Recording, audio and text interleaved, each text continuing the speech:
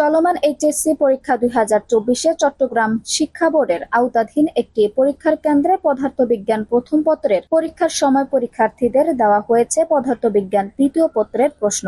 আজ বৃহস্পতিবার 11 জুলাই চট্টগ্রামের সীতাকুণ্ড উপজেলার ভাটিয়ারীতে বিজয় সরণি কলেজ কেন্দ্রে এমন ঘটনা ঘটেছে। পরীক্ষার্থীরা কেন্দ্র পর্যবেক্ষকদের বিষয়টি অবগত করলে প্রশ্ন ফিরিয়ে নিয়ে পরীক্ষা স্থগিত করা হয়। এতে উদ্বেগ ও উৎকণ্ঠায় সময় পার করছেন পরীক্ষার্থীরা।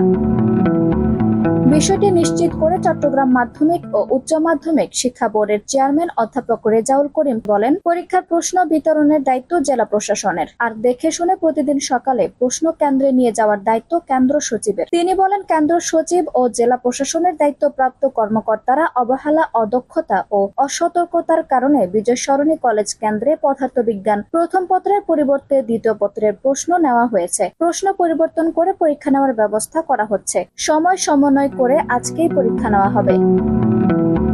ভুলে কেন্দ্রে সরবরাহ করা পদার্থবিজ্ঞান দ্বিতীয় পত্রের প্রশ্ন দিয়ে আর পরীক্ষা হবে না জানিয়ে অধ্যাপক রেজাউল করিম জানান, বিকল্প প্রশ্নে পদার্থবিজ্ঞান দ্বিতীয় পত্রের পরীক্ষা রুটিন অনুযায়ী অনুষ্ঠিত হবে। এমন ভুলের জন্য বিষয়টি তদন্ত করে ব্যবস্থা নেওয়া হবে বলে জানিয়েছেন বোর্ডের চেয়ারম্যান। এদিকে দুপুর 12:15টার দিকে পরীক্ষা শুরু হয়নি বলে জানিয়েছেন নাম প্রকাশে অনিচ্ছুক এক কেন্দ্র পর্যবেক্ষক। এ বিষয়ে জানতে কেন্দ্রের সচিব এবং বিজয় সরণি কলেজের অধ্যক্ষ শিবশঙ্কর দাসকে তার মুঠোফোনে কল করা হলে তিনি সাংবাদিকদের পরিচয় জানার পর ব্যস্ত আছি বলে সংযোগ বিচ্ছিন্ন করে দেন।